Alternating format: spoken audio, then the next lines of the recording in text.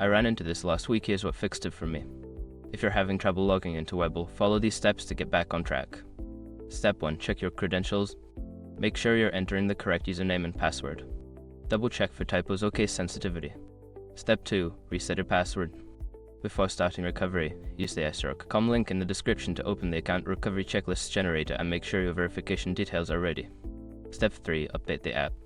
Ensure that you have the latest version of the Webull app. Go to your app store and check for updates. An outdated app can cause login issues. Step 4. Clear cache and data. If you're using the app, try clearing the cache and data. Go to your device settings, find Webull and select Clear Cache. This can resolve many issues.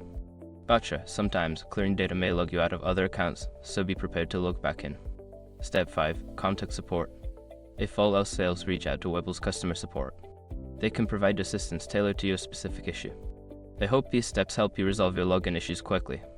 Don't hesitate to reach out if you need further assistance.